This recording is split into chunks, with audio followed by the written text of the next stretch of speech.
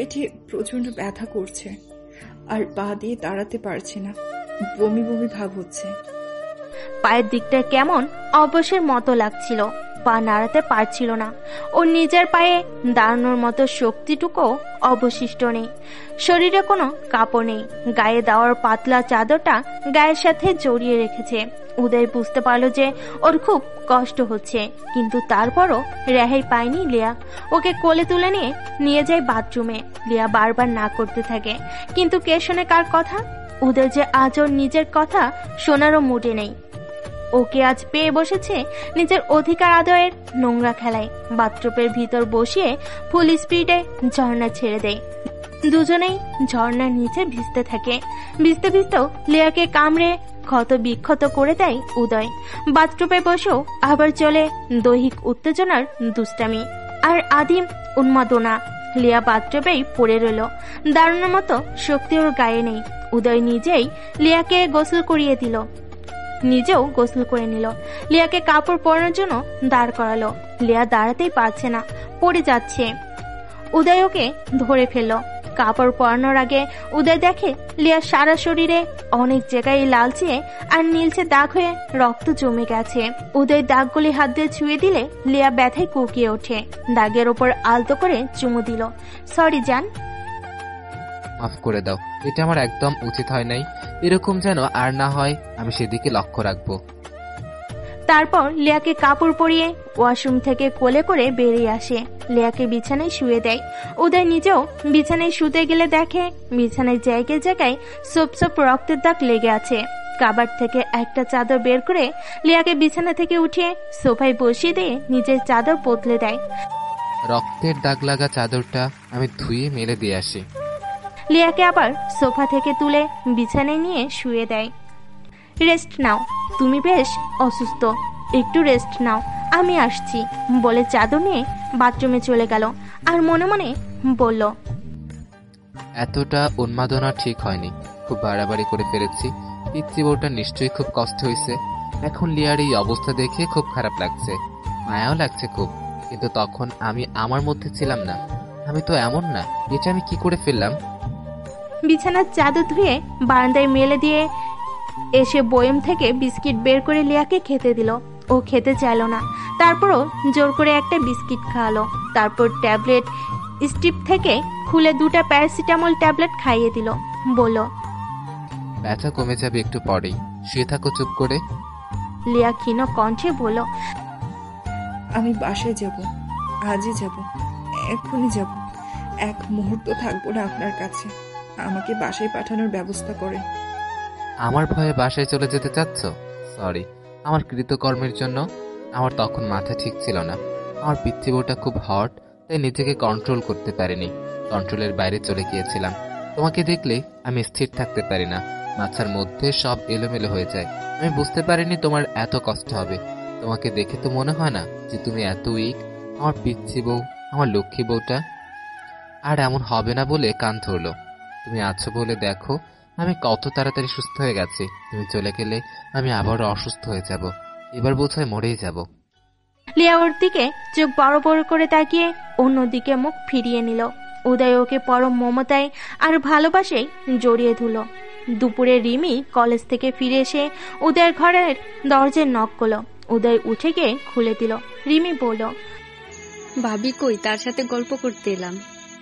উদয় লিয়াকে দেখিয়ে দিয়ে নিজের ঘর থেকে বেরিয়ে গেল। উদ্দেশ্য ইমার্জেন্সি পিল কিনে আনা। রিমি ঘরে ঢুকে লিয়ার কাছে গিয়ে বলল, ভাবি কেমন আছো?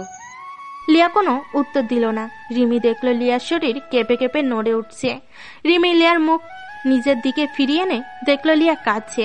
লিয়ার মুখের করুণ অবস্থা দেখে রিমির আর বুঝতে বাকি রইল না। রিমি মাথায় হাত বুলিয়ে আদর করলো। ওর চোখে কোনো ভিজে উঠেছে। একটা মানুষ এত হিংস্র হয় কিভাবে? কি অবস্থা করেছে মেয়েটা! আজ তো রাক্ষস একটা। ঘরের বউর সাথে এমন করে কেউ? এতটুকু মায়া দয়া থাকবে না? কোনো রেসপেক্ট থাকবে না? লিয়ার পেটের দিকে সরে যাওয়া জামাটার ফাঁকে যা দেখলো সেটা ভাষায় বর্ণনা করা যায় না। রিমি লিয়াকে আলতো করে ধরে উঠিয়ে নিজের ঘরে নিয়ে গেল। লিয়াকে ওর ঘরে নিয়ে জামা সরিয়ে ক্ষত স্থানে মলম লাগাতে গেলে লিয়া জামা টেনে নামিয়ে দেয়। রিমি বলে, তুমি সম্পর্কে আমার ভাবি, কিন্তু বয়সে আমার ছোট। আমি যেটা করছি সেটা তোমার ভালোর জন্যই করছি। লিয়া ডুকরে কেঁদে উঠল, বলল, আপু, আমার সারা শরীরে খুব ব্যথা করছে। আমি ঠিক মতো বসতেও পারছি না। সেজন্যই বলছি মলম লাগিয়ে দে, কিছুটা আরাম পাবে। তোমার স্বামী আমার বড় ভাই, এই ব্যাপারে তাকে কিছু বলতেও পারবো না, কিন্তু তোমার কষ্ট দেখে আমার খুব কষ্ট হচ্ছে। খুব অমানুষ না হলে এমন ক্ষত বিক্ষত কেউ করে না। দুপুরে রিমি নিজ হাতে লিয়াকে ভাত খাইয়ে দেয় নিজের ঘরে বসিয়ে। টেবিলে গেলে ওর চেহারা সবাই দেখে ফেলবে, তাই উদয় লিয়াকে ডাকতে এসে দেখে রিমি ওকে ভাত খাইয়ে দিচ্ছে, তাই ও চলে যায় সেখান থেকে। রিমি দুপুরের পর মামার বাসায় যাবে, তাই যাওয়ার আগে লিয়াকে মেকআপ করে ওর চেহারার ক্ষত ঢেকে দিল আর বলল, এরপর জোরালো এভাবে প্রতিবাদ করবে। প্রতিবাদ না করলে এমনভাবে অত্যাচার চলতেই থাকবে। এটা মনে রেখো, স্বামী স্ত্রীর দাম্পত্য জীবন হবে মধুর। তাদের মাঝে যা হবে সেটা হবে দুজনের সম্মতিতে। এই কেমন হিংস্রতা! জানোয়ারও কখন এমন করবে না। বিকেলে উদয়কে দেখতে লিয়ার আব্বু আম্মু দাদু ভাই বোন সবাই এলো। ঘরে রান্না করা পিঠাপুলি, বিরিয়ানি, সেমাই, পায়েস আর দোকান থেকে দই মিষ্টি নিয়ে এসেছে। উদয়ের মা বাবা দাদু মেহমানদের দেখে খুব খুশি হলো। তাদের বসতে দিয়ে কুশলাতি জিজ্ঞেস করলো, উদয়ের এখন কি অবস্থা? এখন একটু ভালো, জ্বর কিছুটা কম। লিয়াকে যখন আসতে বললাম তখন অবস্থা খুবই খারাপ ছিল উদয়ের। জ্বর ছিল 104-এর উপরে, মাথা ব্যথা, বমি হওয়া, কি যে অবস্থা হয়েছিল আমার ছেলেটার সে কথা কি বলবো। খাওয়া দাওয়া পরে ওরা এখানেই ছিল, একটু আগেই ঘরে গেল। বুয়াকে বলল ওদের ডেকে আনতে। আপা, রিমি কোথায়? ওকে তো দেখছি না। আমার বড় ভাই রিমির জন্য বিয়ের সম্বন্ধ এনেছে। পাত্রপক্ষ কোনো আয়োজন ছাড়াই ওকে দেখতে চায়, তাই বড় ভাই ওদের বাসায় ওকে নিয়ে গেছে। আমারও যাওয়ার কথা ছিল, কিন্তু উদরের অবস্থায় আমি যাই কি করে, তাই আমার আর যাওয়া হয়নি। ও আচ্ছা। দুই বাড়ির দুই দাদু নিজেদের মধ্যে গল্প করতে ব্যস্ত। উদয় লিয়া বেরিয়ে এলো খবর পেয়ে। ওদের সবাইকে সালাম দিল। লিয়ার আব্বু আম্মু দাদু সবাই এক এক করে ওর শরীর কেমন আছে জানতে চাইল। উদয় বলল, এখনো পুরোপুরি সুস্থ না, তবে এখন একটু ভালো। ও সবাইকে জিজ্ঞেস করলো কে কেমন আছে। লিয়ার অর্পণের সাথে বসে গল্প করতে লাগলো উদয়। এদিকে লিয়া বাসে যাওয়ার পায়তারা করছে, আবার উদয়ের কথা ভাবছে। ও খুব রিকোয়েস্ট করছে না যাওয়ার জন্য, কিন্তু ওর কৃতকর্মের জন্য ছুটে বেরিয়ে যেতে মন চাচ্ছে। জিয়ান হলে হয়তো এই পশুর আচরণ কোনো দিন করতো না, কারণ সে তো আমায় ভালোবাসে, আমায় বোঝে খুব। অপরদিকে উদয় সম্পূর্ণ আলাদা, আমাকে বুঝতেই চাইল না। এ কেমন ভালোবাসা!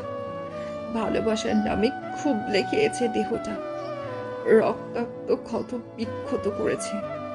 যে ভালোবাসায় স্নেহ নেই, মমতা বোধ নেই, শ্রদ্ধা বোধ নেই, শুধু মুখে বললে কি ভালোবাসা হয়ে যায়? লিয়া যেন ওর বাবা মায়ের সাথে যেতে না পারে, তাই উদয় কৌশল করে বলল, শরীর সুস্থ হলে আমি নিজে গিয়ে লিয়াকে রেখে আসবো আপনাদের বাসায়। আপনারা ওর জন্য ভাববেন না। বাসার সবার সাথে ওর ভালো একটা সম্পর্ক তৈরি হয়েছে। মায়ের সাথে দাদুর সাথে গল্প করছে। দুপুরে দেখলাম আমার বোন রিমিওকে মুখে তুলে ভাত খাইয়ে দিচ্ছে। লিয়া বুঝে পেল এই উদয় মহা ধরিবাজ লোক। ও এখন কি করবে ভেবে কিনারা করতে পারছে না। সকালের মতো অবস্থা যদি আবার হয় তাহলে ও আর বাঁচবে না, নির্ঘাত মরে যাবে। আবারও ভাবছে, এই সম্পর্ক তো আমাকে টেনে নিয়ে যেতে হবে বহু দূর পর্যন্ত। পালাবো কোথায়? পালালে কি সমস্যার সমাধান হয়ে যাবে? যেখান থেকে ফেরার আর কোনো পথ নেই। আমি যে আম্মুকে কথা দিয়েছি তার লক্ষ্মী মেয়ে হয়ে দেখাবো, তাদের লজ্জিত করব না। আর উদয় এমন পৈশাচিক ব্যবহারের কথাই বা তাদের বলবো কিভাবে? কেউ বিশ্বাস করতে চাইবে না। বলবো আমি বিয়ে ভেঙে দেওয়ার বাহানা তৈরি করছি। এখানে আমি মৃতপ্রায় হলেও কেউ কিচ্ছু বলবো না। আমি ভাগ্যকে মেনে নিয়েছি। যে জীবনে জিয়ানকে পাইনি সেই জীবন সুখের হবে এটা আশা করা বোকামি। কষ্ট পেলেও সেটাই আমার জন্য সুখ মনে করতে হবে। এটাই আমার ভাগ্যের লিখন। ঘরের বড়রা বসে আলোচনা করছে লিয়াকে অনুষ্ঠান করে তুলে আনার কথা। মিজান সাহেব বলল, তুলে আনার ডেটটা আমি একা করতে চাই না। ওদের বিয়েটা হুট করেই হয়ে গেল, আত্মীয় স্বজন কাউকেই বলতে পারেনি তখন। তাই মেয়েকে তুলে দেওয়ার ডেটটা সবাইকে নিয়ে, অর্থাৎ লিয়ার মামা, খালা, চাচা, ফুফাদের নিয়েই করতে চাই। না হলে আত্মীয় স্বজনের কাছে আমি ছোট হয়ে যাব। আর সেদিন আপনাদের আত্মীয় স্বজনদের মধ্যে যাদের বলতে চান বলবেন। তুলে আনার ডেট ফিক্স করার জন্য কবে বসবে তার একটা ডেট ধার্য করে ফেললো সবাই। রাতে খাওয়া দাওয়ার পর লিয়ার মা ওর শাশুড়িকে জিজ্ঞেস করলো লিয়াকে এখন নিয়ে যাবে কিনা। লিয়ার শাশুড়ি বলল, ওদের শরীর সুস্থ হোক, ওদের যখন অফিসে যাওয়া শুরু করবে তখন নিজে গিয়ে লিয়াকে রেখে আসবে। লিয়ার আম্মু লিয়াকে বলে গেল ও যেন ওদের যত্ন নেয়, খেয়াল রাখে। মেয়েকে জড়িয়ে ধরে আদর করে দিল। নিজের খেয়াল রাখিস। তারপর সবাই সবার কাছ থেকে বিদায় নিয়ে চলে গেল। উদয় আর লিয়াও ঘরে চলে গেল। ঘরে গিয়ে উদয় লিয়াকে জড়িয়ে ধরে বলে, তোমাকে এতগুলো ভালোবাসি। আব্বু আম্মুর সাথে যেতে না চাওয়ার জন্য অনেক ধন্যবাদ। জিয়ান কানাডার স্টুডেন্ট, ভিসা নিয়ে পড়তে গেছে ব্রিটিশ কলম্বিয়ার ভাস্কুভার শহরের লেসেস কলেজে। চারিদিক পাহাড়ে ঘেরা খুব সুন্দর একটা জায়গা, যেখানে বছরের 10 মাসই থাকে বরফে ঢাকা আর 2 মাস থাকে সামার। আর সেই সোকল্ড সামারও বাংলাদেশের কনকনে শীতের চেয়েও বেশি ঠান্ডা ওখানকার সামার। ওখানকার আবহাওয়া, পরিবেশ, লোকজন, পড়াশোনা করা, নিজে রান্না করে খাওয়া, কাপড় কাচা, অন ক্যাম্পাস অফ ক্যাম্পাস কাজ সব মিলিয়ে জিয়ানের নাভিশ্বাস ওঠার অবস্থা। জিয়ান মনে মনে ভাবে, আজ লিয়াকে একটা ফোন দিবে। অনেকদিন লিয়াকে ফোন করা হয়নি, ওর খোঁজ নেওয়া হয়নি। কেমন আছে আমার বাঘিনী? আজ বাঘিনীকে খুব মনে পড়ছে। ভালো আছে তো আমার বাঘিনী? ও কল করতে নিষেধ করেছো বলে অনেকদিন পর কল হয়নি। কিন্তু বাঘিনী নিজের একটা তো কল দাওনি, মনে হয় রেগে আছে আমার উপর। কিন্তু কি করব, আমি কোনোভাবে যে সব দিক ম্যানেজ করতে পারছি না। কি করে বুঝবে অপার কথা? খুব ভোরে ঘুম ভেঙে গেল উদয়ের। সে লিয়ার দিকে এক দৃষ্টিতে কিছুক্ষণ তাকিয়ে রইল। তারপর সে ওর ঘুম ভাঙানোর জন্য নানান রকম দুষ্টামি শুরু করলো, খুনসুটি করতে লাগলো। লিয়া বিরক্ত হলো, ঘুমের মধ্যেই বিড়বিড় করে বলতে থাকলো, ঘুমাতে দিন প্লিজ। সারা রাত ঘুমাতে দেননি, এখন তো একটু ঘুমাতে দেন, না হলে আমার অনেক মাথা ব্যথা করবে। না ঘুমাতে ঘুমাতে আমি পাগল হয়ে যাব।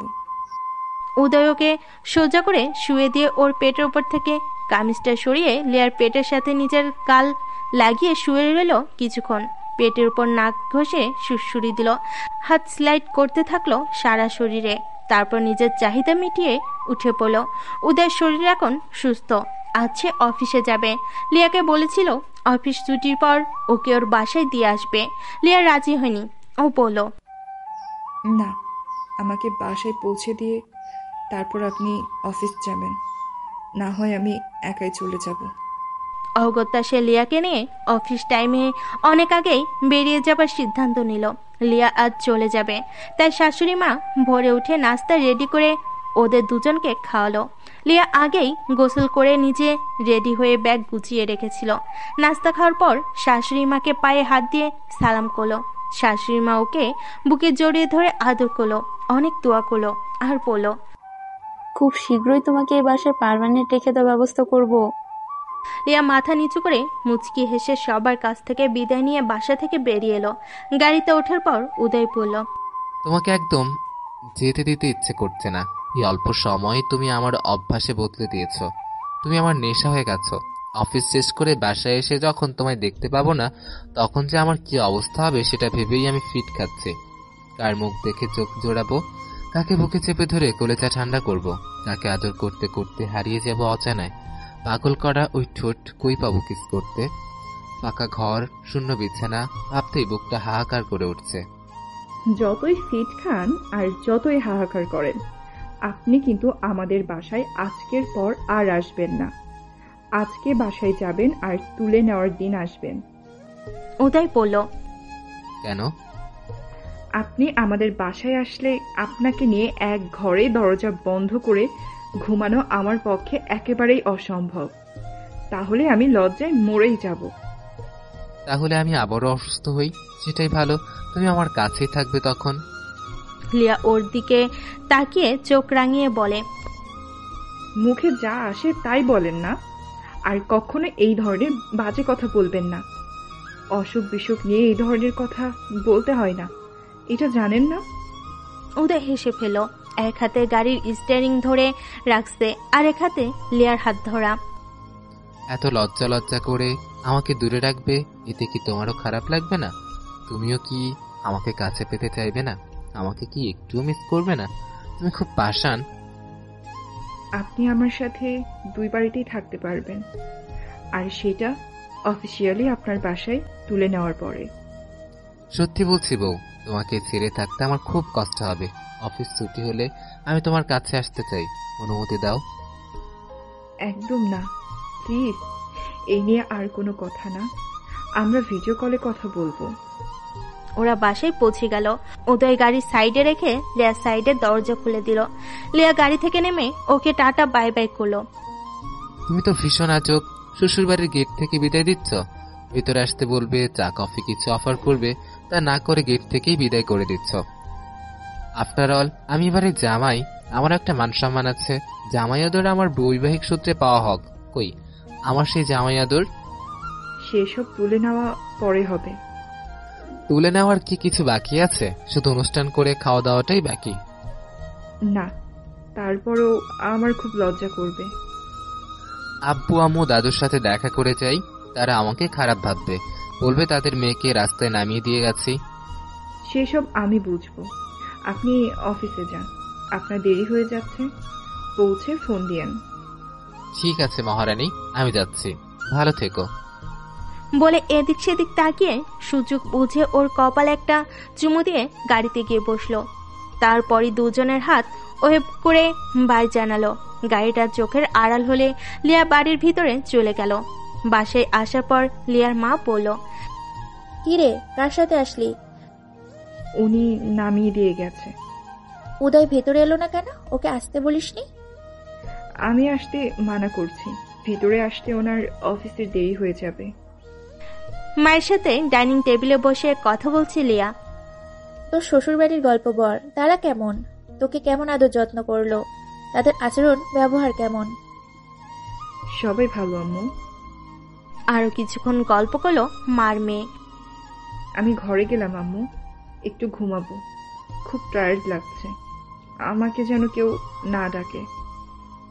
নাস্তা খেয়ে তারপর যা। না আম্মু, এখন আর কিছু খাবো না। আমি ও বাড়ি থেকে নাস্তা করে এসেছি। আমি ঘরে গেলাম, ঘরে গিয়ে দরজা লক করে শুয়ে পড়লাম। চোখে ঘুমো ঘুমো ভাব, চোখের পাতা ঘুমে ভারী হয়ে আসছে।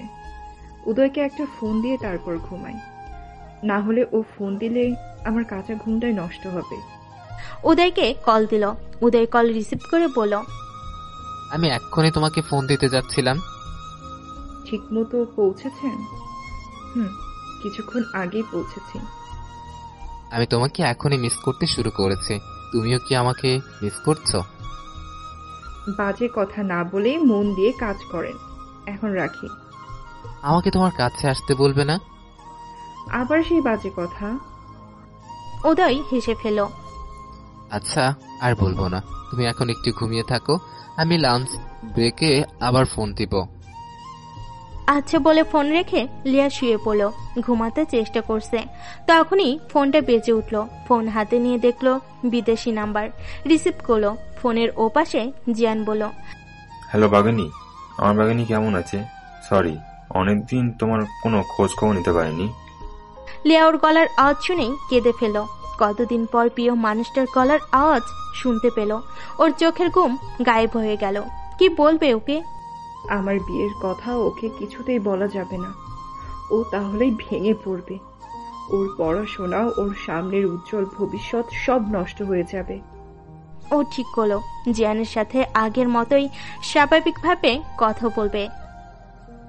আর এমন কিছু একটা বলতে হবে যাতে ও আর ফোন না করে, আবার মনে কষ্টও না পায়।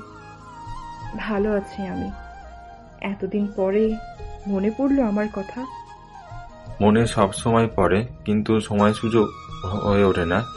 সারাদিন ভার্সিটিতে আর কাজ করে আমি খুব ক্লান্ত থাকি। আবার বাসায় গিয়ে নিজের জন্য রান্না করা, কাপড় ধোয়া সব আমাকেই করতে হয়। তখন আর কিছুই ভালো লাগে না। তারপর তুমি কখন কার সামনে থাকো, ফোন দিলে যদি তোমার সমস্যা হয়।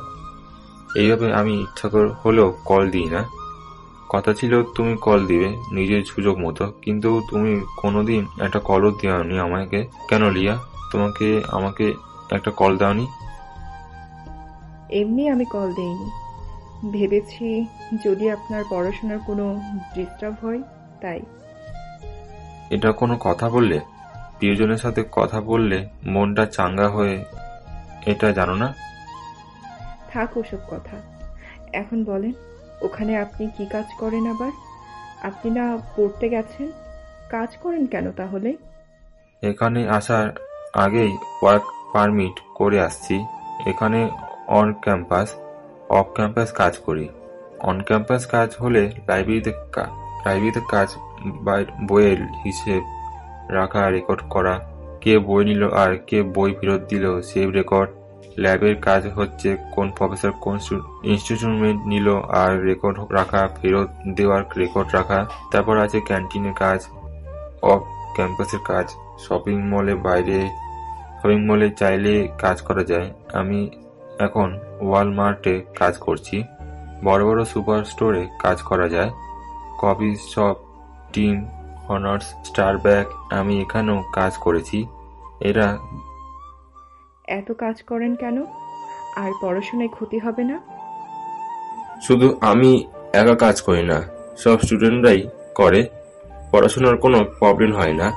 এখানে অন গ্রাউন্ড ক্লাসও করতে হয়, আবার অনলাইন কোর্সও করতে হয়।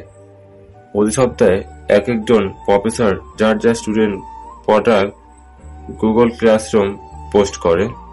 স্টুডেন্টরা সেই ডেডলাইন অনুযায়ী অ্যাসাইনমেন্ট জমা দেয়। যার অ্যাসাইনমেন্ট অনুযায়ী গ্রেড আসে। আরো বলেন, শুনতে ভালো লাগছে। আমি ওখানকার কথা আরো জানতে চাই। তাহলে শোন, বাংলাদেশ আর কানাডার মধ্যে 12 ঘন্টার ডিফারেন্স। এখানে দিন 12টা হলে বাংলাদেশে তখন রাত 12টা। আর বাংলাদেশে 65 টাকা, এখানে $1 ব্রিটিশ কলম্বিয়ার ভিতরে ভ্যাঙ্কুভার শহরে আমার ভার্সিটির নাম ডার্সি ইউনিভার্সিটি। এরিয়া পুরো এলাকার পর্বতে ঘেরা, মাউন্টেন এরিয়া পুরো এলাকা পর্বতে ঘেরা। এই ভার্সিটির চারদিকে পাহাড়। বছরে 4টা সেমিস্টার। এখানে 24x7 লাইব্রেরি খোলা থাকে। যে কোনো সময় লাইব্রেরিতে গিয়ে পড়াশোনা করা যায়। এখানে কাপড় চোপড় ফ্লেক্সিবল, যার পছন্দ মতো কাপড় পরতে পারে। বছরে 10 মাস প্রচুর ঠান্ডা থাকে, বরফে ঢেকে থাকে পুরো শহর। এখানে স্নোফল হয় প্রচুর। এত ঠান্ডায় মধ্যেও গুড়ি গুড়ি বৃষ্টি হয়। বাকি 2 মাস সময়কে সামার বলে এখানে। কিন্তু এই সময় বাংলাদেশে কনকনে শীতের চাইতে বেশি ঠান্ডা। পলিউশন নেই বলতেই চলে। এই দেশে পড়াশোনা খুব এক্সপেন্সিভ, অনেক টাকা লাগে এখানে পড়তে। চাইলে সবাই এখানে পড়তে পারে না। আর স্টুডেন্টরা চাইলে প্রতি বছর 4 মাস সামার ব্রেক নিতে পারে। বেশিরভাগ স্টুডেন্টরাই এই ব্রেকটা নেয় না, 2-3 বছর পর ব্রেক নেয়। এই ব্রেকের সময়টা তারা ধুমিয়ে কাজ করে। প্রতি সেমিস্টার পর 10-12 দিন ইউনিভার্সিটি ছুটি থাকে। এখানে ব্রেকফাস্টে প্যানকেকের সাথে মাপেল সিরাপ খুব পপুলার। ইউনিভার্সিটি ডমটিতে থাকা যায়। যদি বাজেট ভালো থাকে তবে ডমের বাইরেও বাসা ভাড়া করে থাকা যায়। সেক্ষেত্রে ওয়াশরুম কমন, রুমের ভিতর কোনো ওয়াশরুম নেই। এখানে ইন্ডিয়ান রেস্টুরেন্ট খুব ফেমাস। কিছু ইন্ডিয়ান আর Pakistani family catering service provide করে। স্টুডেন্টরা অনেকে এই ক্যাটারিং সার্ভিস নেয়। আমিও ওদের থেকে এই খাবার কিনে খাই মাঝে মাঝে। এখানে ঋতুর বৈশিষ্ট্যগুলি বোঝা যায়, যেমন ধরো স্নোফল, গাছের পাতার রং চেঞ্জ হয়ে যাওয়া, আবার কিছুদিন পর সেই পাতাগুলি ঝরে পড়া। এই তো সারাদিন পড়া আর কাজ। নিজের উপর নিজের আমি বিরক্তি। ডরমেটরিতে থাকলে সবার সাথে গিয়ে খাবার খেতে না পারলে গরম খাবার পাওয়া যায় না। হয়তো কোনো টাইম আইটেম আর দ্বিতীয়বার রিফিল করে না। সেই সব খাবার থাকে যেগুলি আমার পছন্দ না হলে আমি খাই না, আর পছন্দ হলে ওই তীব্র শীতে ঠান্ডা খাবার খেতে পারবো না, গরম করে দেয় না, তাই আর খাওয়া হয় না, না খেয়ে থাকি। তখন আমি 1 মাস ডরমেটরিতে থেকে সেখান থেকে বেরিয়ে বাসা ভাড়া করে আরো স্টুডেন্টদের সাথে গ্রুপ পড়েছিলাম। সেখানেও সমস্যা। সবার সাথে মিলে বাজার করা, রান্না করা, ঘর পরিষ্কার করা, সব কাজ ভাগ করে নিতে হয়। এইগুলি কোনোটাই আমি ঠিকঠাক করতে পারি না, মনোটানিত হয়ে যাই, তাই আর সেখানেও থাকা হয়নি। এখন একাই এক রুম ভাড়া করে থাকি। নিজের মতো রান্না করি মন চাইলে, আর ভাত আর রান্না করতে না পারলে বাইরে গিয়ে কিছু খেয়ে নিই। এখন তাহলে ভালো আছে? আরে না, এখন অবস্থা আরো খারাপ। আমি তো কিছুই রান্না করতে পারি না।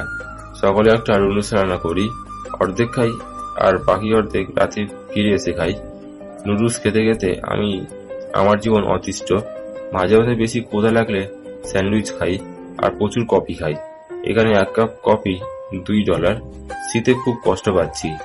এত শীত, আর চারিদিকে বরফে ঢাকা। ঠান্ডায় ঘর থেকে বের হতে ইচ্ছা করে না, কিন্তু উপায় নেই, বের হতেই হয়। মাঝে মাঝে মন হয় না এলেই ভালো হতো। এবার তোমার কথা বলো। আমার আর কি কথা, এসএসসি রেজাল্ট বের হয়েছে, গোল্ডেন A+ পাইনি, GPA 5 পেয়েছি। এখনো কলেজে ভর্তি হইনি, তবে খুব শীঘ্রই ভর্তি হব। আপনার কথাগুলো শুনে খুব খারাপ লাগলো। এত কষ্ট করতে হয় আপনাকে। একটা কথা বলি, কিছু মনে করবেন না, মনে কষ্টও নিবেন না। আপনি পড়াশোনা ঠিক মতো করে করবেন, যতই কষ্ট হোক। আপনি আমাকে আর ফোন করবেন না, আমি সুযোগ বুঝে ফোন করব। কারণ আপনার আমার সম্পর্কের কথা জানতে পারলে আমাকে বিয়ে দিয়ে দিবে। তখন আমার আর কিছুই করার থাকবে না। এখন আমাকে অনেক চোখে চোখে রাখে। আগের মতো ইচ্ছা স্বাধীনভাবে চলতে পারি না। আপনি কি আমার কথা বুঝতে পারছেন? বুঝতে পারছি। আমিও ফোন দিব, ভাববেন না। এখন তাহলে রাখি। আপনি ভালো থাকবেন, আর ঠিক মতো পড়াশোনা করবেন। অনেক স্বপ্ন নিয়ে পড়তে গেছেন, সেই স্বপ্ন পূরণ করতে যা যা লাগে তাই করবেন। পড়ার ক্ষতি হয় এমন কিছু করবেন না। ভালো থাকবেন, সুস্থ থাকবেন, নিজের খেয়ালও রাখবেন। কেমন যেন আপসেট লাগছে। আমার বাঘিনী আমি ভালোভাবে চিনি, জানি তোমার কোনো সমস্যা হয়েছে নাকি। আমাকে খুলে বলো, তোমার গলার সাউন্ড আমি চিনি। সত্যি করে বলো, কি হয়েছে? আরে না, কিছু হয়নি, একটু সর্দি জ্বর, তাই গলার আওয়াজ এমন শোনাচ্ছে। তুমি সর্দি জ্বরের জন্য কোনো ওষুধ খাইছো? না খেয়ে থাকলে এখনই খাও। ওষুধ খেয়েছি। আমি ফোন করলে যদি তোমার প্রবলেম হয়, তবে আমি আর ফোন করব না। তবে তুমি সুযোগ বুঝে আমাকে ফোন করবে, কথা দাও। তোমার সাথে কথা বলতে না পারলে আমি বাঁচবো না, একদম প্রাণে মরে যাব। আমি ফোন করব মাঝে মাঝে। তোমার অসুবিধা হয় এমন কাজ আমি কখনোই করব না। আমার একটা অনুরোধ, তুমি শুধু আমার থেকো। আমি 2 বছর পর ব্রেকে দেশে আসবো, তখন তোমার সাথে দেখা হবে। তুমি ভালো থেকো, মাই লাভ, মাই বাগিনী, মাই ভীতু হরিণী। আপনিও ভালো থাকবেন। Good bye. জিয়ানের সাথে কথা শেষ করে কান্নায় ভেঙে পড়ল লিয়া। ওর চারপাশটা অর্থহীন মনে হলো। কি হয়ে গেল আমার জীবনটা? এই জীবন তো আমি চাইনি। আমার জন্য জিয়ানের জীবনটা নষ্ট হয়ে যাবে। ওর তো কোনো দোষ ছিল না, তাহলে ও কেন কষ্ট পাবে? ও যখন জানতে পারবে আমার বিয়ের কথা, তখন আমাকে ধোঁকাবাজ ভাববে। কিন্তু আমি তো ধোঁকা দেইনি, আমি নিজেই তো চরম ধোঁকার শিকার। ধোঁকা হয়েছে আমার সাথে। কিছুই বুঝে ওঠার আগে আমি হয়ে গেলাম অন্য কারোর।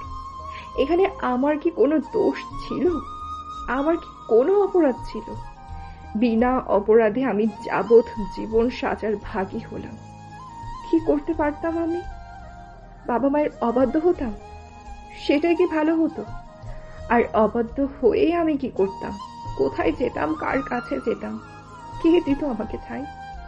যার জন্য ঘর ছাড়তাম সে তো নিজেই দেশে নেই। আর ওর ফ্যামিলির কারোর সাথেই আমার পরিচয় নেই। কাউকেই আমি চিনি না, এমনকি কোথায় থাকে সেটাও আমি জানি না। এই অবস্থায় কি করার ছিল আবার? অল্প কিছু সময়ের মধ্যে আমার দুনিয়া এলোমেলো হয়ে গেল। এখানে কার দোষ, আমার নাকি ভাগ্যের? আমি এত খারাপ ভাগ্য নিয়ে দুনিয়াতে এসেছি। মরতে চেষ্টা করলাম, মরতেও তো পারলাম না। মৃত্যু দূরে আমায় নিতে চাইল না। বাবা মা এই পৃথিবীর আলো দেখাইছে, আদর যত্ন করে বড় করেছে, লেখাপড়া শিখাইছে। তাদের অবাধ্য হতে পারিনি। আমি অবাধ্য টাইপ মেয়ে না, আর আমার সাহসও খুব কম। আর আমার বিবেকও আমাকে অবাধ্য হতে দিবে না কোনোদিন। উদয়ের সাথেও আমি মানিয়ে নেওয়ার চেষ্টা করছি, কিন্তু আমি সেখানেও ফেইলার। উদয়ের সাথে আমার যায় না, ওর সাথে আমার মন মানসিকতা একেবারেই মিলে না। ও এক মেন্টালিটির আর আমি আরেক মেন্টালিটির। দুজনের কিছুতেই ম্যাচ হয় না। তবুও মুখ বুঝে মানিয়ে নেওয়ার আপ্রাণ চেষ্টা করে যাচ্ছি। সংসার কথাটার আরেক নাম স্যাক্রিফাইস, যা আমার স্বামী নামক মানুষটির মাঝে মোটেও নেই। সব কিছুতেই আমি মানিয়ে নেওয়ার সর্বোচ্চ চেষ্টা করে যাচ্ছি। মাঝে মাঝে হাঁপিয়ে উঠি। আমার উপর হায়নার মতো ঝাঁপিয়ে পড়া দেহটাকে খুবলে খাওয়ার কথা মনে হলে ভয়ে কলিজায় পানি থাকে না। তারপর পশুত্বের কথা আমি কাউকেই বলতে পারিনি। উদয় অসুস্থ হলে ওদের বাসায় যে কদিন ছিলাম, দিন নেই রাত নেই, যখনই মুড হতো ঝাঁপিয়ে পড়তো আমার উপর। আমি সহ্য করতে পারতাম না। কখনো জ্ঞান হারিয়ে ফেলতাম, কখনো মৃতপ্রায় হয়ে পড়ে থাকতাম। যন্ত্রণায়, কষ্টে, ব্যথায় গায়ে জ্বর উঠে যেত, তাও রেহাই পেতাম না। জোর করে ওষুধ খাইয়ে সুস্থ করার আপ্রাণ চেষ্টা চালাতো। রিমিয়াপুর কথা মতো একটু প্রতিবাদ করেছিলাম, বিনিময়ে প্রচন্ড এক চড় বসিয়ে দিয়েছিল আমার গালে। তখনও আমি নীরব ছিলাম, কিছুই বলতে পারিনি। একটি বারও তার মনে হয়নি যে আমিও একটা মানুষ, আমারও ভালো লাগা, মন্দ লাগা, সুস্থতা, অসুস্থতা বলে কিছু আছে। রিমি আপু তো প্রথম দিনই জেনেছিল। পরে আমার শাশুড়ি দেখেছে আমার গায়ের অত্যাচারের নমুনা, কিন্তু দেখেও কিছুই বলেনি। কারণ মা হয়ে ছেলেকে এই ব্যাপারে কি বলবে, কি শাসন করবে? কিছু ব্যাপার চোখে দেখা যায়, বুঝতে পারা যায়, কিন্তু মুখে কিছু বলা যায় না। আমি ভাগ্যকে মেনে নিয়েছি। আমি যদি মরে যেতাম, সেখানেও আমার সাজা ভোগ করতে হতো। না মরেও সাজা ভোগ করছি। কাকে বলবো আমি আমার এই অতি গোপন কথা, আমার লজ্জার কথা, আমার কষ্টের কথা? আর বললেও কেউ বিশ্বাস করবে না, কারণ উদয়কে সবাই বিশ্বাস করে, ভালোবাসে, পছন্দ করে। তার ব্যবহারে সবাই মুগ্ধ। তার আলাপ পরিচয়তা, তার ভদ্রতা কোনো তুলনা হয় না। অতি অল্প সময়ে আমি উদয়ের দুই রূপ ধরে ফেললাম। সেই প্রাইভেট মুহূর্তের সময় একরকম হায়নার মতো, আর সে সময়টা পেরিয়ে গেলে রোমান্টিক হাজবেন্ড। জিয়ানকে কষ্টের মধ্যে ফেলে দিলাম, আর উদয়কেও সুখী করতে পারছি না। উদয়ের সামনে আমি একটা জীবিত পুতুল ছাড়া আর কিছুই না। সে আমাকে ভালোবাসুক আর নাইবা বাসুক, তার পাওনা সে কোনো মূল্যেই আদায় করে নিবে। উদয় কোনো দিনই আমার মনের খবর নিতে আসবে না, আমার ইচ্ছা অনিচ্ছার মূল্য দিবে না। সে আসবে তার খুব পবিত্রই পুরো নাই পূরণ করতে। ভালোবাসার গলা ভেজানোর কথা বলে অত্যাচার করে হলেও নিজের লালসা মিটিয়ে নেবে। বাইরে থেকে দেখতে ভালো হলেই যে ভিতরটা ভালো হবে এমন কোনো কথা নেই। ওর সাথে আমার চিরদিনের সংসার হবে, কিন্তু ভালোবাসা কোনোদিন হবে না। মনকে বুঝিয়ে ওর প্রতি নরম করে আনি, কিন্তু পর মুহূর্তে ওর ব্যবহারে মনটা বিষিয়ে যায়। কিছু মানুষ আছে ভালোবাসি ভালোবাসি বলে হেদিয়ে মরে, অথচ বিন্দু মাত্র ভালোবাসা পায় না। উদয় হচ্ছে সেই প্রকৃতির মানুষ। এই কদিনে যেটুকু ভালোভাবে বুঝে গেছে লিয়া। আমাকে সুস্থ রাখতে আপ্রাণ চেষ্টা করে, সেটা সে ভালোবেসে করে না। রাতের আদিম খেলার জন্য প্রতিপক্ষ খেলোয়াড় রেডি রাখে, ভালোবেসে নয়। সে কোনোদিন আমার মনের খোঁজ নিতে আসেনি। এ খেলায় আমার ইচ্ছা আছে কি নেই তাও বুঝতে চেষ্টা করেনি। তার পাওনা সে বুঝে নিয়ে গেছে বারবার, রক্তাক্ত ক্ষত বিক্ষত করে। তার এই বন্যতা আমি কতটা সহ্য করতে পারবো সে খেয়ালও রাখেনি। এটাকে অত্যাচার ছাড়া কিছুই বলা যায় না। তারপরও মুখ বুঝে সব মেনে নিচ্ছে, ধরে নিয়েছে এটাই আমার ভাগ্যের লিখন। ভাগ্যের লিখন খণ্ডানো যায় না। লিয়া নিজের দুর্ভাগ্যকে মেনে নিয়ে মনের দুঃখ কষ্ট মনের ভিতর কবর দিয়ে স্বাভাবিকভাবে জীবনযাপন করে যাচ্ছে, কাউকে কিছু বুঝতে না দিয়ে। ফেসবুক ডিঅ্যাক্টিভেট করে দিয়েছে, জিয়ানের ফোন নাম্বারটাও ডিলিট করে দিয়েছে। মানুষটাই ও নেই, মানুষটাকে জীবন থেকে ডিলিট করে দিছি। তার ফোন নাম্বার রেখে দিয়ে আর কি হবে? মনের মানুষ মনেই থাক সংগোপনে, সারা জীবন শ্রদ্ধায় ভালোবাসে থাকবে আমার মনের ভিতর। লিয়াকে তুলে নেওয়ার অনুষ্ঠানের ডেট ঠিক হয়ে গেছে। গায়ে হলুদ, বিয়ে, বৌভাত সব প্রোগ্রাম হবে রাতে। বিয়ের কার্ড বিলি করা প্রায় শেষ। বরবধূ দুইজনেরই বাসে বিয়ের শপিং এর ধুম চলছে। লিয়ার মা লিয়াকে শপিং এর সাথে যেতে বলে ও সাপ না করে দেয়। তোমরা যা আনবে সেটাই আমার পছন্দ হবে। আফরোজা রিয়াকে নিয়ে, কখনো নিজের বোনকে নিয়ে, যাদেরকে নিয়ে শপিং শেষ করলো। ভেনাস জুয়েলার্স থেকে হেভি এক্সেট জড়ো গহনার অর্ডার দেওয়া ছিল আগে থেকেই, সেটা কালেক্ট করলো। সাথে কিনলো ডায়মন্ড ওয়ার্ল্ড থেকে ডায়মন্ডের একটা সেট। ওদের জন্য নিল গলার চেন, ডায়মন্ডের আংটি, দামি ব্র্যান্ডের ঘড়ি, স্যুট, শেরওয়ানি, জুতার সাথে আনুষঙ্গিক যা যা লাগে সব কিনে নিল। দোকান থেকে লিস্ট নিয়ে গায়ে হলুদের জন্য সব জিনিস কেনা হলো। লিয়ার বাবা মিজান সাহেব এক সেট হাই কোয়ালিটি ফার্নিচার, বড় সাইজের LED TV, double door fridge, AC, washing machine কিনে লিয়ার শ্বশুর বাড়িতে পাঠিয়ে দিল। ইভেন্ট ম্যানেজমেন্টকে দায়িত্ব দেওয়া হয়েছে পুরো অনুষ্ঠানের।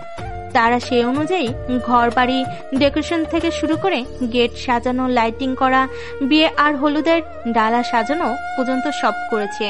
নামি দামি ক্যাটারিং সার্ভিসকে দেওয়া হয়েছে খাবারের দায়িত্ব। মেনুতে থাকবে অনেক আইটেমের খাবার। ওদের বাড়িতেও মহা ধুমধামে আর জাঁকজমজে চলছে বিয়ের আয়োজন। লিয়ার জন্য দামি দামি জিনিসপত্র কেনা হয়েছে। 35 ভরি স্বর্ণের জড়ো সেট কেনা হয়েছে। সেই সাথে ছোট এক সেট গহনাও নিয়েছে সব সময় পরার জন্য।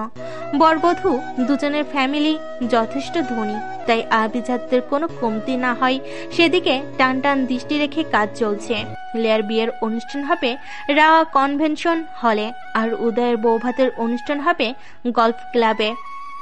গায়ে হলুদের অনুষ্ঠান বরবধূ দুই পক্ষে একসাথেই মিরপুর পুলিশ কনভেনশন হলে অনুষ্ঠিত হবে। আসলিয়ার মেহেদি সন্ধ্যার প্রোগ্রাম, মেহেদি অনুষ্ঠান নিজেদের বাসায়। লিয়া নিজের বান্ধবীদেরও ইনভাইট করেছে। ওর জীবনের সব কষ্টের কথা শুধু নাফিসা জানে। জিয়ানের সাথে প্রেম থেকে শুরু করে ওর হঠাৎ বিয়ে হওয়া, আত্মহত্যা করতে যাওয়া, বেঁচে ফিরে আসা, ওদের বাড়িতে ওর অসহায়ত্বের কথা সব শুধুমাত্র নাফিসা জানে। বুকের মাঝে যখন কষ্টের ঢেউ উঠত, মনটা যখন ছটফট করত, সে কষ্টের কথা কাউকেই বলতে পারত না। তখন সেই কষ্টের সময়ের সাথী ছিল একমাত্র নাফিসা, ওর প্রাণের বান্ধবী, ওর দুঃখের দুঃখী, ওর বেস্ট ফ্রেন্ড। নাফিসা সবসময় ওকে বুঝাতো, ধৈর্য ধরতে বলতো। অনেক কষ্টের সময় একজন প্রিয়জনের সহানুভূতির খুব প্রয়োজন হয়, যার সাপোর্ট পেলে একটু সান্ত্বনা পাওয়া যায়, মনটা হালকা হয়। মেহেদি প্রোগ্রামের দিন লিয়া চিৎকার করে অনেক কাঁদল।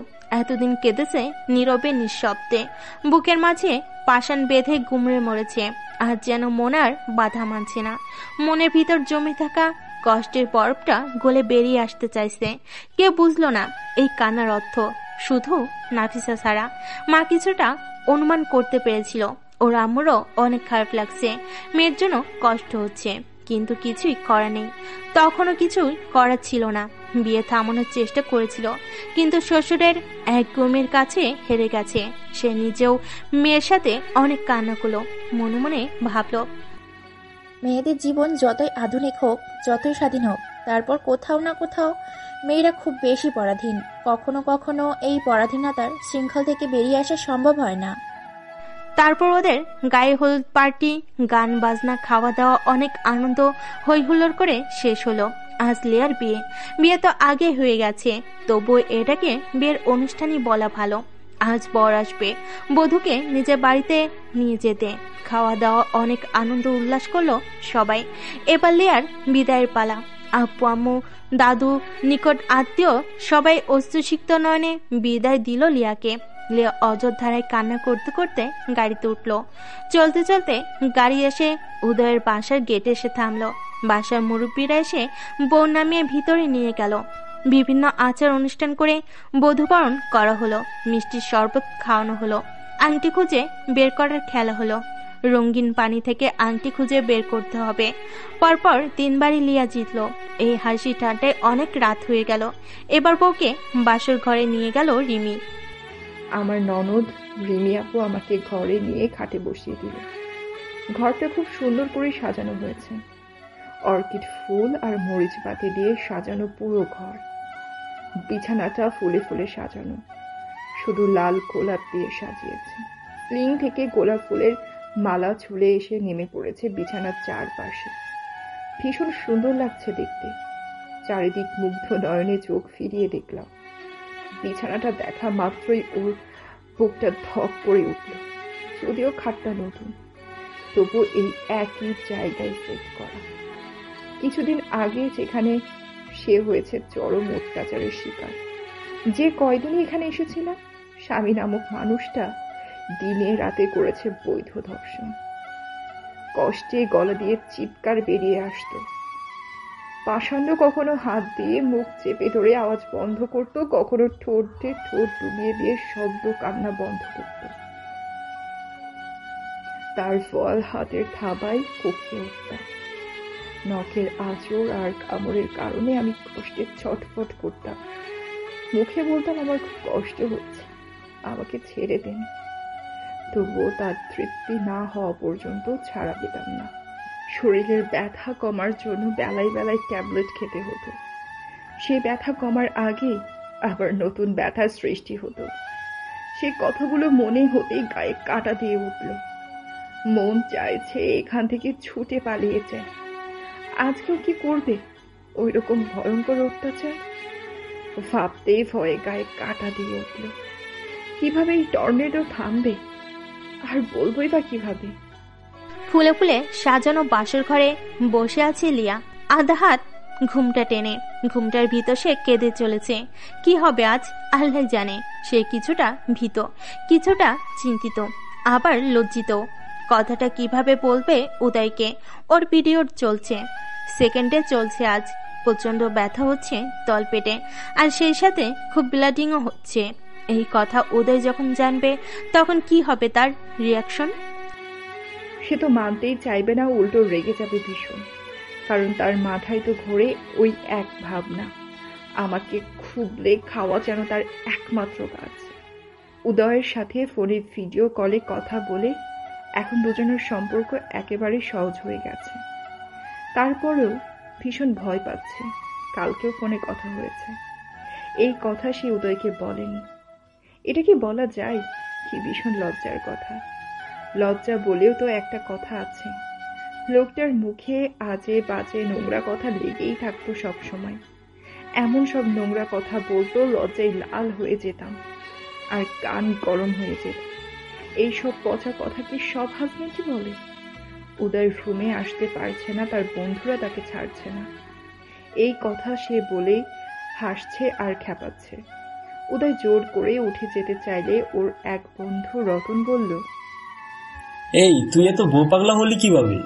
আগে তো কোনো মেয়ের দিকে ফিরেও তাকাতি না, তাহলে তোর বউ কি মেয়ে মানুষ না? অন্য মেয়ে আর বউ কি এক হলো? 3 বার কবুল পড়া বউ আমার, এই বউটা আমার জন্য হালাল, তাই হালাল প্রেমটা হবে বউয়ের সাথেই। আমার সমস্ত ভালোবাসা আমার বউয়ের প্রাপ্য। বউয়ের সাথে প্রেম করব বলেই এতগুলো বছর নিজেকে সংযত রেখেছি। বলে সবাই হেসে উঠল। তুই বুইরা আর ভাবি একটা বাচ্চা মেয়ে, দেখিস সাবধান, আবার ডাক্তার যেন না আনতে হয়। Handle with care. আবার আরেক দফা হাসি রোল পড়ে গেল। উদয় বলল, আমি মোটেও তেমন না, খুব ভদ্র আর প্রেমিক পুরুষ হব। আমার বউকে কখনোই কষ্ট দিব না, খুব ভালোবাসবো। তোদের মতো নাকি প্রেম করে বিয়ে করে রোজ বউয়ের সাথে ঝগড়া করিস, আর বউ রাগ করে বাপের বাড়ি চলে যায়, বউয়ের বিরহে কেঁদে মরিস, তারপর আবার পায়ে ধরে নিয়ে আসিস। সাজ্জাদ বলল, প্রেম করে বিয়ে করা কি খারাপ নাকি? আন্ডারস্ট্যান্ডিং ভালো থাকে দুজনের মধ্যে। উদয় বলল, প্রেম করে বিয়ে করা, তাছাড়াও আমাদের আন্ডারস্ট্যান্ডিং খুব ভালো হবে, দেখে নিস। বড় বড় লেকচার ঝাড়িস না, আসলে তুই ভাবির রূপ দেখে দিওয়ানো হইছিস। সবাই বলে উঠল, এটা সত্যি, তোর বউ মানে আমাদের ভাবি অনেক সুন্দর, মাশাআল্লাহ দেখতে। এবার আমায় যেতে দে ভাই, বউ অপেক্ষা করছে আমার জন্য। রিসেপশন পার্টিতে যার যার ফ্যামিলি নিয়ে আসবি, কিন্তু এবার তোরা বিদায় হ। তোরা কাবাব মে হাড্ডি হতে চাচ্ছিস কেন? রফিক বলল, বাসর ঘরে যাওয়ার এত তারা কিসের তোর? বউ তো ঘরেই আছে, সে কোথাও পালিয়ে যাচ্ছে না। বরং আমাদের একটু সময় দে, বিভিন্ন কাজের ঝামেলায় থাকি আমরা সবাই। আমাদের তো এখন আগের মতো দেখাও হয় না খুব একটা। আজ তোর বিয়ে বলে সবাই একত্র হয়েছি। আরো কিছুক্ষণ বন্ধুদের সাথে গল্প করে উদয় একরকম ছুটেই চলে এলো নিজের ঘরে, কারণ গল্পে তার মন নেই, মন পড়ে আছে বাসর ঘরে। বধূ বেশে যে বসে আছে তার কাছে মনটা বাধা পড়ে আছে। কত কল্পনার এই রাত, কত প্রতীক্ষার এই রাত। ঢুকে দরজা লক করে দিয়ে লিয়ার কাছে গিয়ে বসলো। কিছুক্ষণ ভালোবাসায় মিষ্টি মিষ্টি কথা বলে 2 হাত দিয়ে ওর মুখ শক্ত করে ধরে ঠোঁটে ঠোঁট ডুবিয়ে দীর্ঘ সময় ধরে চুমু খেলো। তারপর কাপড় চেঞ্জ করতে খাট থেকে নেমে গেল। লিয়াও নিজেও খাট থেকে নেমে উদয়ের পায়ে হাত দিয়ে সালাম করলো। উদয় লিয়ার 2 বাহু ধরে উঠিয়ে খাটে বসিয়ে দিল। ওর বাঁ হাতের আঙ্গুলে একটা ডায়মন্ড রিং পরিয়ে দিয়ে বলল, এটা তোমার জন্য স্পেশাল নাইটের গিফট। তারপর গিয়ে কাপড় চেঞ্জ করে ফ্রেশ হয়ে এলো। উদয় একটা গ্রে কালারের ট্রাউজার আর নেভি ব্লু কালারের টি শার্ট পরেছে। চুল আসছে, বডি স্প্রে লাগিয়ে বিছানায় এসে বসলো। খুব চিলমুট আছে সে। ফিরে এসে আবার সে চুমুর রাজ্যে হারিয়ে গেল। যত্রতত্র পাগলের মতো চুমু দিতে থাকলো।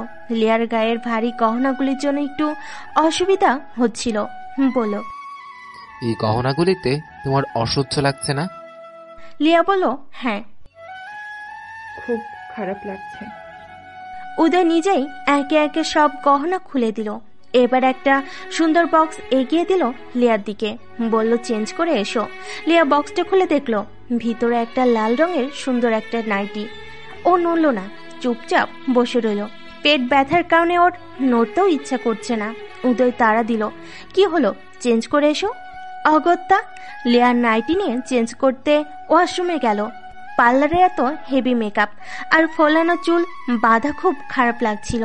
মাথাটা কেমন ভার ভার লাগছিল। মুখের মেকআপ তুলো, ফেস ওয়াশ দিয়ে ঘষে ঘষে মুখ ধুয়ে নিল। তারপর আস্তে আস্তে চুলের ক্লিপগুলি খুলে চুলের জট ছাড়িয়ে চুল আশ্রয় নিল। ও ইচ্ছে করে একটু বেশি সময় নিচ্ছে, যাতে উদয় অপেক্ষা করে করে ঘুমিয়ে পড়ে। যদিও লিয়া জানে উদয় ঘুমানোর লোক না, তারপরও মনে ক্ষীণ আশা। তারপর হাত মুখ ধুয়ে ফ্রেশ হয়ে বেরিয়ে এলো ওয়াশরুম থেকে। উদয় দিব্যি বসে আছে বিছানায়, উসখুস করছে আর অপেক্ষা করছে ওর জন্য।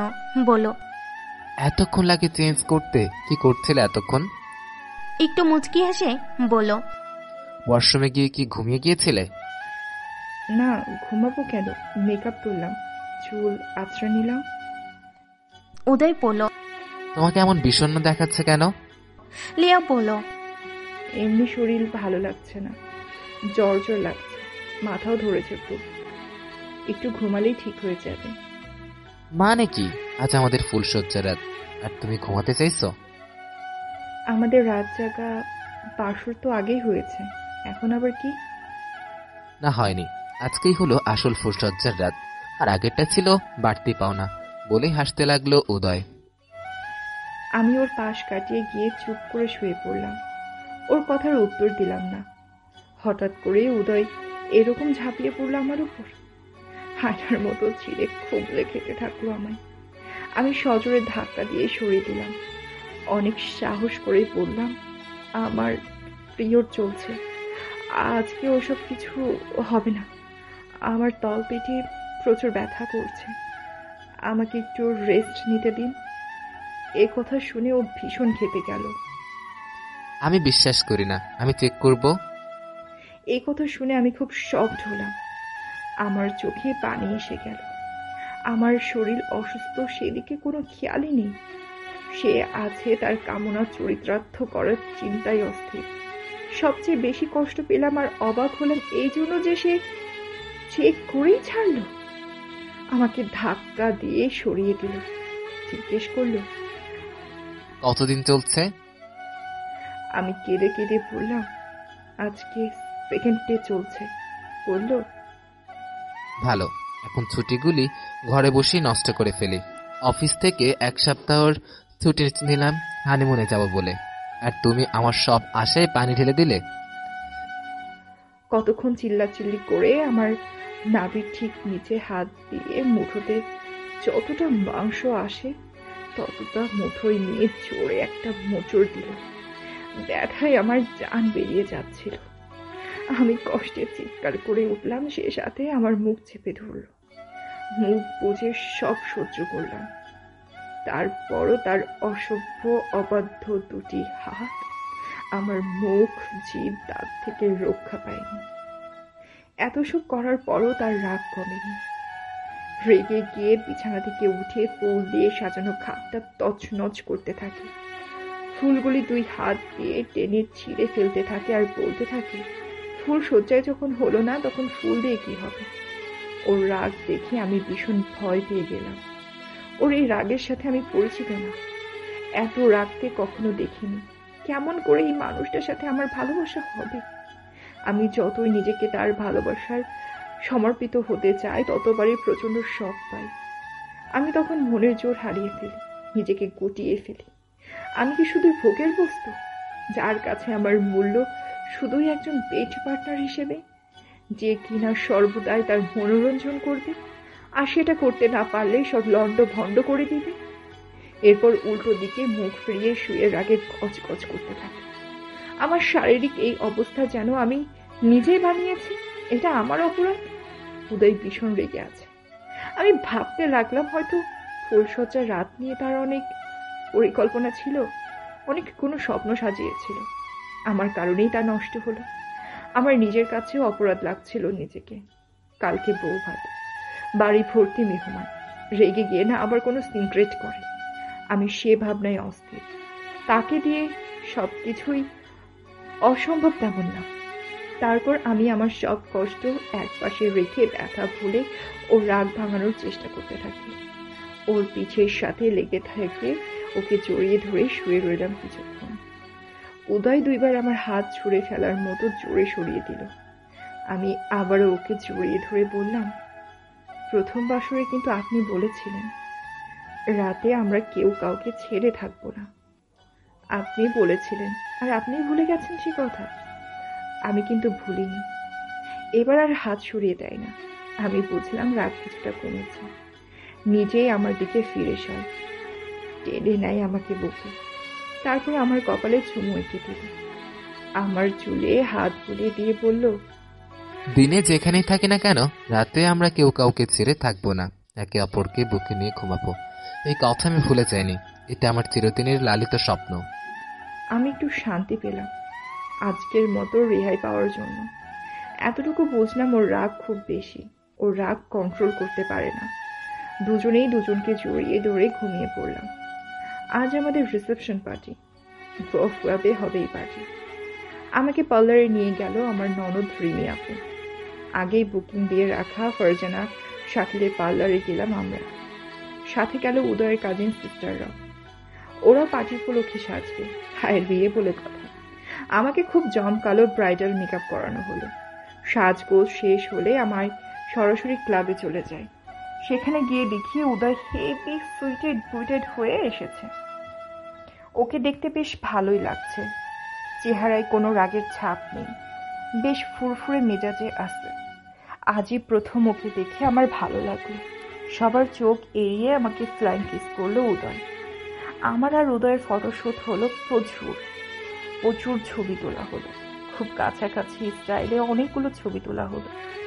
আজই প্রথম উদয়কে দেখে আমার ভয় বা বিরক্তি কিছুই লাগছে না, বরং একটু ভালো লাগছে। রিসেপশন পার্টিতে নিমন্ত্রিত অতিথিরা একে একে সবাই আমাদের সাথে ছবি তুলত। আমার আব্বু আম্মু আত্মীয় স্বজনরা সবাই এলো। উদয় তাদেরকে সালাম দিলেও হ্যান্ডশেক করলো, কোলাকুলি করলো, সবার সাথে খোশ মেজাজে কথা বলল। তাদের সাথেও অনেক ছবি তোলা হলো। আমি অবাক হয়ে গেলাম, এক কোন নতুন উদয়কে দেখলাম। রাতের বন্ধ ঘরে উদয় আর এই উদয় সম্পূর্ণ দুজন আলাদা মানুষ। বন্ধ দরজার পিছনে সে যতটা ভয়ঙ্কর, সবার মাঝে সে ততটাই ভদ্র আর অমায়িক। পার্টি শেষ হলে শ্বশুরবাড়ির সবার কাছ থেকে বিদায় নিলাম। তারপর আমরা আমাদের বাসার উদ্দেশ্যে রওনা দিলাম। ভালো মন্দ মিলেই কেটে যাচ্ছে লিয়ার সংসার জীবনের দিনগুলি। এখন আর মন খারাপ করে থাকে না, সংসারে বিভিন্ন কাজে নিজেকে ব্যস্ত রাখে। একটু একটু করে সে উদয়ের দিকে ঝুঁকছে। উদয়কে মন থেকে মেনে নিয়েছে। উদয়ের দেওয়া কষ্টগুলো সহ্য করা এখন অভ্যাসের পরিণত হয়েছে। উদয় যেমনই হোক, সে তার স্বামী, তাই উদয়ের সাথে জীবন কাটাবে বলে মন স্থির করেছে। বাবার বাড়িতেও খুব একটা যায় না, ভালো লাগে না সেখানে যেতে। লিয়ার শাশুড়ি হেলেন দেখেছে লিয়ার শরীরে অমানসিক অত্যাচারের দাগ, কিছু জানতে চায়নি। এমনকি সে যে দেখেছে এটাও লিয়াকে বুঝতে দেয়নি। সে নিজেই যা বোঝার বুঝে নিয়েছে। প্রতিদিন একটু একটু করে লিয়াকে নেতিয়ে পড়তে দেখেছে। আগের মতো প্রাণোচ্ছল নেই মেয়েটা, খাওয়া দাওয়ায়ও তেমন রুচি নেই। লিয়াকে প্রতিদিন দুধ ডিম ফ্রুটস খায়েও চেহারার ফ্যাকাশে ভাব দূর করা যাচ্ছে না। লিয়াকে ওর বাবার বাড়িতেও খুব একটা যেতে দেয় না। তার মনে ভয়, লিয়ার বাবা মা যদি ঘুণাক্ষরও জানতে পারে তাদের ছেলেরাই রাক্ষসীপনা বিকৃতির রুচির কথা, তাহলে তারা মেয়েকে ছাড়িয়ে নিয়ে যাবে। এতে কোনো ভুল নেই। বউ যদি ছেলেকে ছেড়ে চলে যায় তাহলে সমাজে মুখ দেখাতে পারবে না। তার নিজের মেয়েকেও বিয়ে দিতে হবে, উচ্ছ্বাসকেও বিয়ে করাতে হবে। বাড়ির বড় বউ ছেলেকে ডিভোর্স দিয়ে চলে গেছে জানলে অনেকে বাজে কথা বলতে ছাড়বে না। তার ছেলে মেয়ের ভালো ঘরে সম্বন্ধ করতে পারবে না। চিন্তায় তার চোখে ঘুম নেই। এইসব ভেবে ভেবে সে অস্থির। কি করা যায় সারাক্ষণ ভাবে। তারপর তার মাথায় একটা কুট বুদ্ধি এলো। সে সুযোগ খুঁজতে লাগলো বুদ্ধিটা কাজে লাগানোর জন্য। সুযোগ চলে এলো খুব দ্রুতই। উদয় অফিসের কাজে কয়েকদিনের জন্য দেশের বাইরে যায়। এই সুযোগে সে বাসার সবাইকে নিয়ে সেদিনই উদয়ের নানা বাড়িতে বেড়াতে যায়। উদয়ের নানা বাড়ির গ্রামটা দেখতে খুব সুন্দর।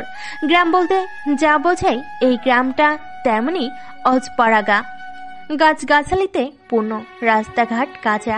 রাতের বেলা ঘুটঘুটে অন্ধকার হয়ে যায়। চাঁদের আলো ছাড়া কোনো বৈদ্যুতিক আলো নেই রাস্তায়। আশেপাশে দোকানপাট নেই তেমন। দুই একটা ছোট ছোট মুদির দোকান, যেখানে চাইলে সব সদাই পাওয়া যায় না। বাজার অনেক দূরে, সেখানে তারা সপ্তাহখানেক থাকবে, ঘুরে বেড়াবে, আনন্দ করবে। হেলেন খান সবাইকে নিয়ে তাদের গ্রামে যাওয়ার পর তার ভাই ভাবি, ভাইয়ের ছেলে মেয়েরা সবাই খুব খুশি হয়। লিয়ারও খুব ভালো লাগে জায়গাটা। রিমি লিয়া ওদের মামাতো ভাই বোনদের সাথে গল্পে গল্পে খুব এনজয় করছে। অনেকদিন পর কেমন যেন একটা ভালো লাগা ঘিরে রেখেছে। বিশুদ্ধ বাতাস প্রাণ ভরে নিচ্ছে। নিজেকে একটা মুক্ত পাখি মনে হচ্ছে। রাতে যখন সবাই খেতে বসেছে, হেলেন তখন ঘরে গিয়ে গোপনে লিয়ার ব্যাগ থেকে জন্ম নিরোধক পিলের স্ট্রিপ সরিয়ে ফেলে। তার ধারণা পিল মিস করলে লিয়া কনসিভ করবে। আবার ভাবে, যদি কনসিভ করে, না করলে নাই, চেষ্টা করতে কি, আবার অন্য কোনো প্ল্যান করলি না তো? একটা বাচ্চা এলে বৌমা পুরোপুরি সংসার মায়াজালে জড়িয়ে যাবে, তখন আর ওদেরকে ছেড়ে যেতে পারবে না। লিয়া রিমি আর রিমির মামাতো বোন লতা এক ঘরে ঘুমাবে। ওরা ঘুমের চাইতে গল্পই করবে বেশি। এই প্ল্যান ওদের। লিয়া ওষুধ খেতে গিয়ে দেখে ওর ব্যাগে পিলের পাতাটা নেই। ও ভাবে হয়তো বাসা থেকে সে নিয়ে আসেনি ভুলে। এখন কি করা যায়? কাকে বলবো এই কথা? বললেই বা কি লাভ হবে? এখানে তো ঢাকার মতো ধারের কাছে মেডিসিনও কর্নার নেই। তারপর ননদের সাথে গল্প করতে করতে পিলের কথা ভুলেই গেল। ওরা পুরো এক সপ্তাহ গ্রামে বেড়ালো, খুব মজা করেছে সবাই। উচ্ছ্বাস ভাইয়া গ্রামের মাঠে ঘাটে নিয়ে ঘুরিয়ে এনেছে, বড়শি ছিপ দিয়ে মাছ ধরতে নিয়ে গেছে, গ্রামের মেলা দেখতে নিয়ে গেছে, সবাই নৌকায় করে দূরে দূরে বেরিয়েছে। সব মিলে অনেক আনন্দ করেছে, মনের মতো কিছু ভালো সময় কাটিয়েছে। কিছুদিন পর লিয়া খুব অসুস্থ, ওদের ডাক্তারের কাছে নিয়ে গেল। টেস্ট করানোর পর জানতে পারলো লিয়া কনসিভ করেছে। ওদের অনেক চিৎকার চেঁচামেচি করলো, বলল